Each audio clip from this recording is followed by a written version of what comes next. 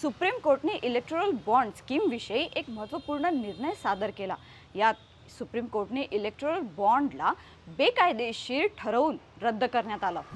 The electoral bond scheme and the impugned provisions to the extent that they infringe upon the right to information of the voter by anonymizing contributions through electoral bonds are violative of Article 19(1)(a. हे बाबा मी Dhanashree.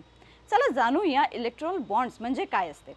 Electoral bonds आपल्या currency note सारखे bearer instruments असतात, ज्याला 1000 रुपये म्हणजे $12, 10,000 रुपये म्हणजे $120, 1 लाख रुपये म्हणजे $1200, 10 लाख म्हणजे $12,000 आणि 1 कोटी म्हणजे $1,20,000 या मूल्यांमध्ये यांना विकल्या जातात। इलेक्टोरल बॉन्ड्सला आणण्याचा उद्देश इंडियन पॉलिटिकल पार्टीजला फंडिंगमध्ये ट्रान्सपरन्सी आणि अकाउंटेबिलिटी मेंटेन करणं होतं।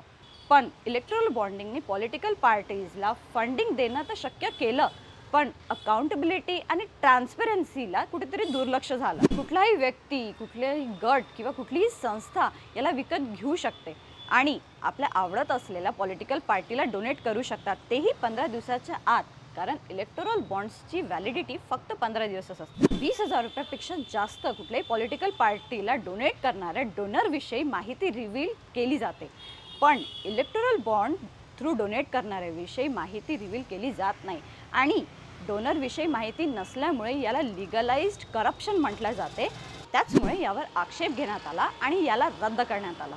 आता तुम्हाला प्रश्न पडला असेलच की इलेक्टोरल बॉन्ड फंडिंगचे शेअर्स कसे असतात, तर मी तुम्हाला सांगते की बीजेपी इलेक्टोरल बॉन्ड डोनेशनचा सगळ्यात मोठा लाभार्थी आहे आणि त्यानंतर नंबर येते इंडियन नॅशनल काँग्रेसचा। असोसिएशन फॉर डेमोक्रेटिक रिफॉर्म्सच्या रिपोर्टनुसार मार्च 2023 मध्ये 7 पॉलिटिकल पार्टीजचे टोटल फंडिंगमधनं 66% फंडिंग इलेक्टोरल बॉन्ड्स आणि अननोन सोर्सेसकडनं आले आहे। यात BJP, Congress, Trinamool Congress, national Congress party, CPI, CPIM आणि मेघालयाची नॅशनल पीपल्स पार्टीचा समावेश आहे। 2017 मध्ये इलेक्टोरल बॉन्ड स्कीमच्या विरोधात पहिली केस फाईल करण्यात आली आणि 15 फेब्रुवारी 2024 मध्ये सुप्रीम कोर्टने याला रद्द करण्याचा निर्णय घेतला। अशा इन्फॉर्मेटिव्ह अपडेट्ससाठी बघत राहा हे बाबा। Hey Bawa, like, share and follow for more updates.